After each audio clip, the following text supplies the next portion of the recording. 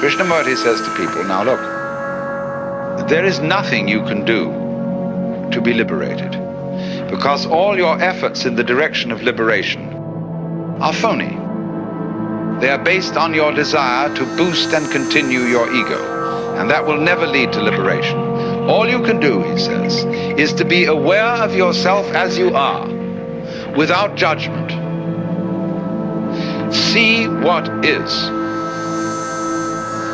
But then, if you can do that, you have no further problem. But if you try to do it, you're in the same mess all over again. Gurdjief played the same game in a different way. He said, the most important thing is self-remembering.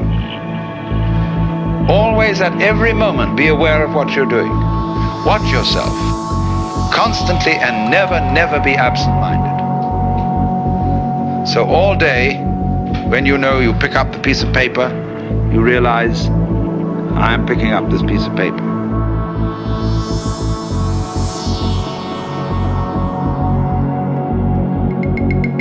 And I know I'm doing it this way, so I'm not asleep.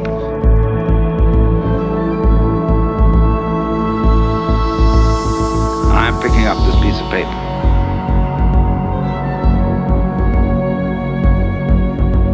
And I know I'm doing it this way, so I'm not asleep.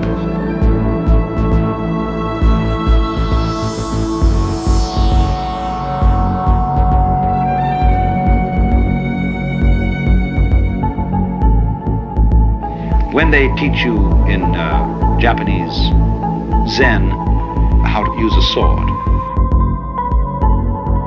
the first thing that the teacher says to the student is, if you're going to be a good soldier, you've got to be alert constantly.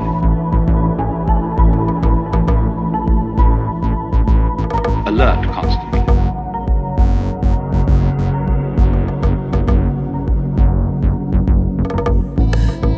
Now you know what happens to you when you try to be on the alert. You think about being alert, and then you're a hopeless prey to the enemy. Because you're not alert. You're thinking about being alert. You must be simply awake and relaxed. Awake and relaxed. And then all your nerve ends are working. And wherever the attack comes from, you're ready.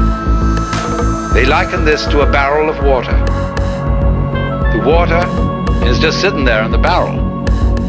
But the minute you make a hole in the barrel, the water immediately is ready to come out of that hole.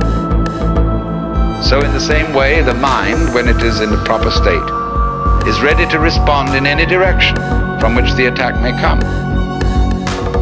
So this man is no longer alert in the sense of taut, anxious.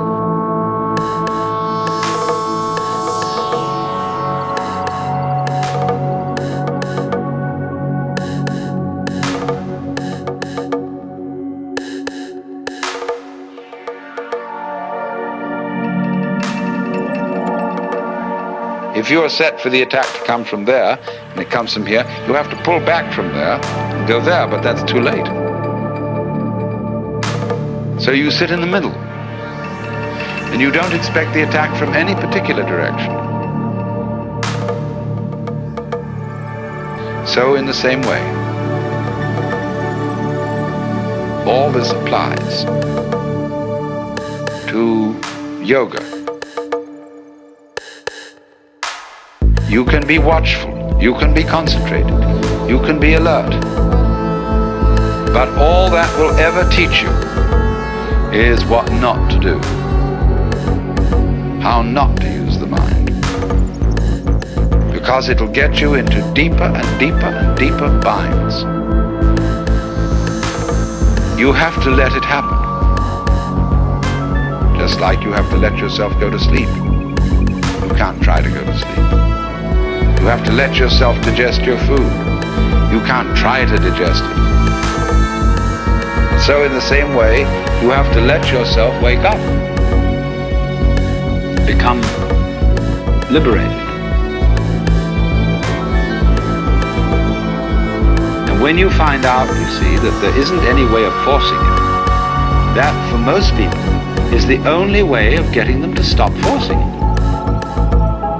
Because they won't believe when you tell them in the first instance, you've got to do this without forcing it. They'll say, well, it won't work, it won't happen, because I'm very unevolved. I'm just an ordinary human being. I'm just poor little me. And if I don't force it, nothing will happen. Whatever it is, they think they've got to do that work in order to make it happen.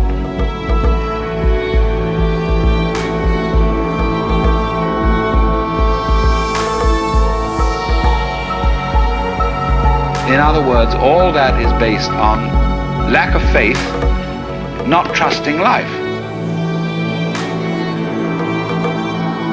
And to get people to trust life who don't trust it, you have to trick them. They won't jump into the water, so you have to throw them in. And if they are very unwilling to be thrown in, they're going to take diving lessons, you see, in which they're going to go all through, they're going to read books about diving, they're going to do all the preliminary exercises for diving, they're going to stand on the edge of the diving board and inquire whether there's the right posture until somebody comes up beside and kicks them in the butt and they're in the water.